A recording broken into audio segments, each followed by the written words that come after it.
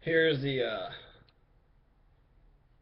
rag that I use actually to stop my nose from dripping. Actually, I went through several rags and towels.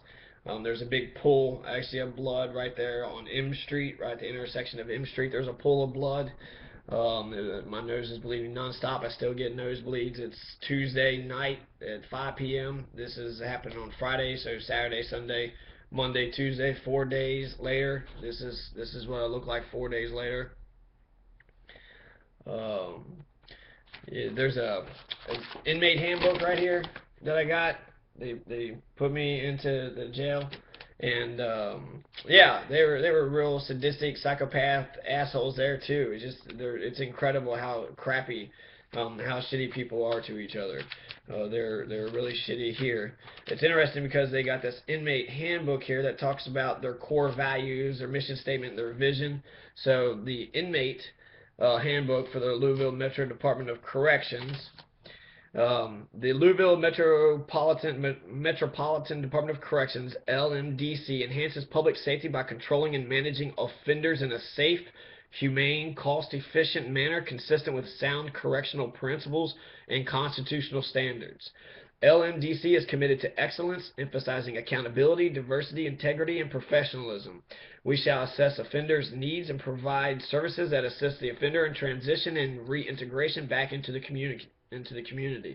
The vision, the Louisville Metropolitan Department of Corrections is an innovative leader within the corrections profession. They're innovative, and they're an integral component of the criminal justice system. Louisville Metro community is a safer place to live and work because LMDC provides services and programs that allow for appropriate management and supervision of offenders. The core values. The core values of LMDC is to provide leadership in public safety and ensure model practices in the control, supervision, and management of offenders.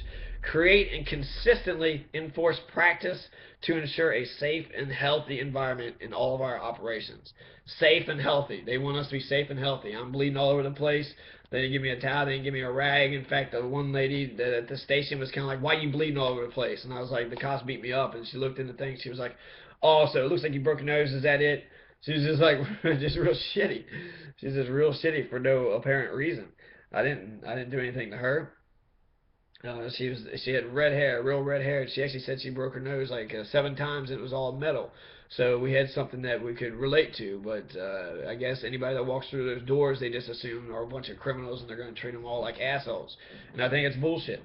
I think it's total bullshit that you treat people in a I don't know, just the Stanford prison experiments. Once you put on the cop uniform, the prison uniform, then you start torturing, and that's what they did in the jail. They took me out back and then they like hog tied me, threw me on the bed. They're the ones that give me this gash here on my left eye. When they frisked me, they were molesting me. They're sitting there like touching my butt crack and my nutsack and just touching all up and down my private area. So that was at LMDC. So they ensure a safe and healthy environment. That's bullshit. Create a highly effective workplace, which workforce with practices and demonstrates the highest professional standards. They're not professionals at all. They're not professionals. They are sadistic, torture psychopaths. It's like Guantanamo Bay. Nobody knows what's happened behind closed doors, and it's all internal. They're all on the same team. They're all there to oppress the prisoners and treat them all like assholes. And they do. I mean, the one guy that I got into it with, he was like making fun of me and thinking I was talking to myself, but I was actually talking to the guy beside me, and he was like, "So what are you doing? What are you doing?" So like, what are you doing there? Talking to yourself crazy. What are you doing? Is what I responded with, and he didn't even like that. I responded to him with that. He was like, "I'm working," and I was like, "Working? How are you working? It just looks like you just sitting there to me. All you're doing is just sitting. You call sitting working?" So when I said that, that's when they got violent. So they can make fun of me, but if I throw it back at them, then all of a sudden I'm, getting roughed up even more. So initially, already to begin with, I'm beat up just for walking down the street. Just for walking down the street, I'm getting beat up for, and then I go to jail, and then they're gonna harass me and beat me up farther. So you already had an innocent man walk in, and now you're just adding insult to injury. You're just pouring salt in the wounds. You're just adding more and more shit on top of the shit that's already been piled on top of me. So, professional standards, that's bullshit. Develop and implement quality programs and services that provide offenders the opportunity for positive change.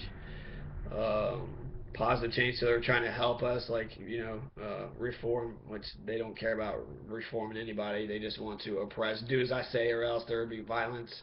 When they took me into the solitary confinement, there's three of the jailers took me into the solitary confinement. One, the main leader guy, says, "Get on your knees, get on your knees," and I didn't immediately drop down to my knees, so he kicks the back of my legs. Get on your knees, like what? To suck your dick? I mean, what are you going to do? Is to get on your knees? Get on your knees. Yeah, okay. So, because I didn't get on my knees, they dropped me down. They put this gash on my left eye here, which needed stitches, and there'd be a scar, and they just put like some sutures or some sort of tape, high quality tape, so it's not just a band-aid. Recognize the interests of victims, volunteers, and criminal justice providers, and acknowledge their input in the department's management of offenders. So those are the core values of the Louisville Metro Department of Corrections. There's also inmate rights, which is interesting because you got access to courts and counsel that they say, but it actually seemed like there was no mobility, and I'm not sure how much rights or how much they would allow you to go to the library and research and talk to any counselor or talk to anybody really. I know it's hard as heck to get a phone card inside to somebody who needs a phone card.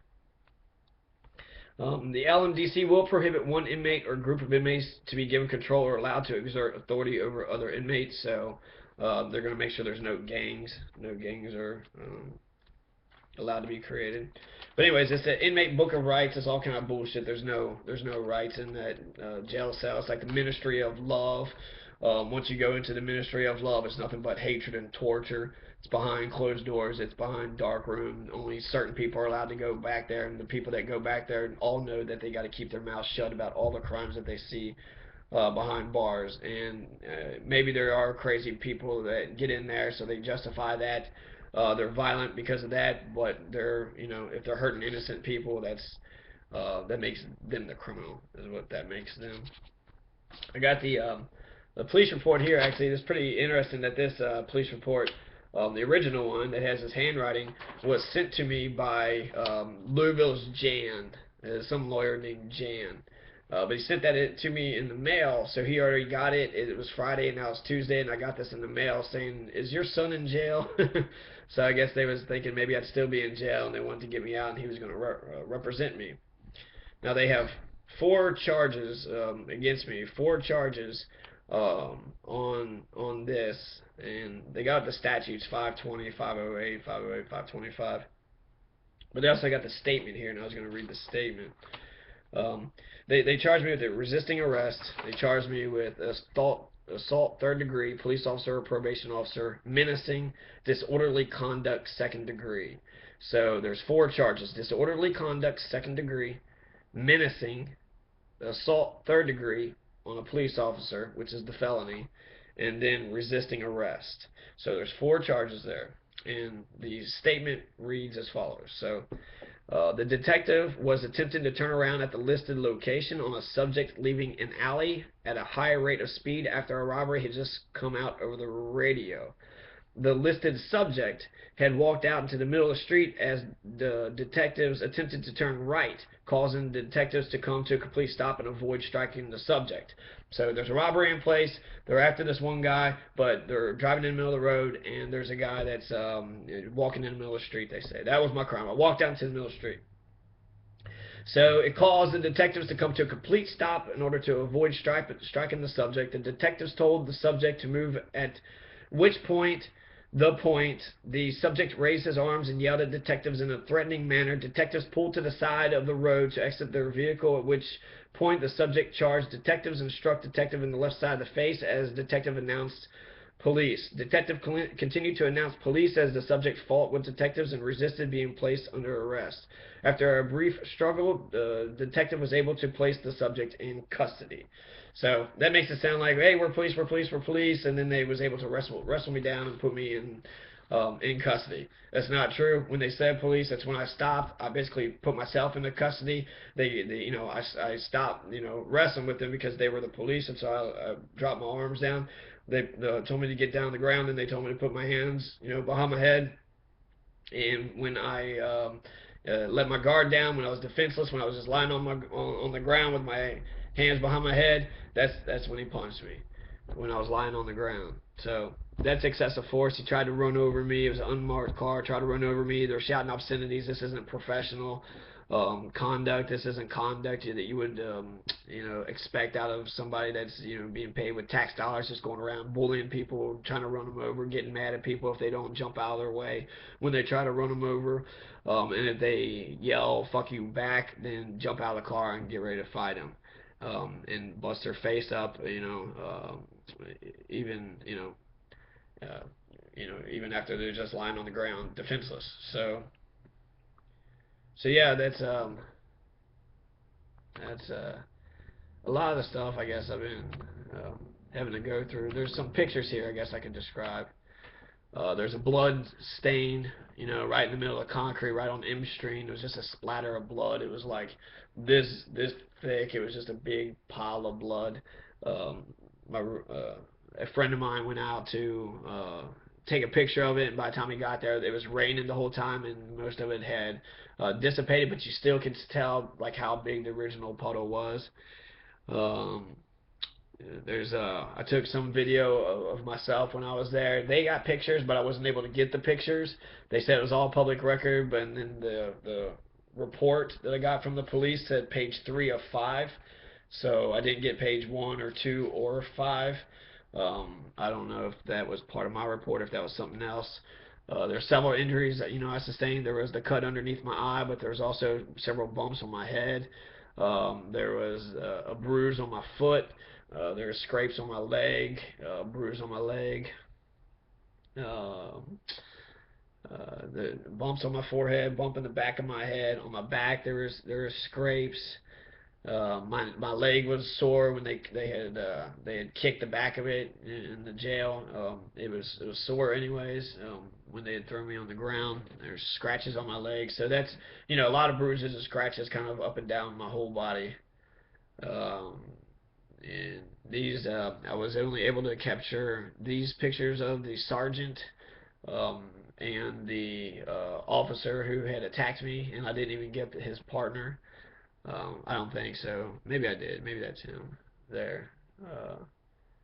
But they were blurry shots, and I just got it on my cell phone. Just a quick turnaround. So yeah, it was on Fourth and M Street. It was bullshit. Left eye, black eye, busted nose. And it sucks because this is my face. I halfway wanted to just have a Guy Fawkes mask on the whole time, but the part of me wants to say, look what the fuck they did to me. Look what they did to my face. They need to fix this. They need to fix this. This is some bullshit. I didn't deserve it. I didn't deserve it. They need to fix it. And I would be happy. If they want to pay my medical bills and dismiss all the charges, I'm happy with that. Okay? I know the lawyers want to get paid, so they want to make some money. They want to have a civil suit after this, after the criminal proceedings go down.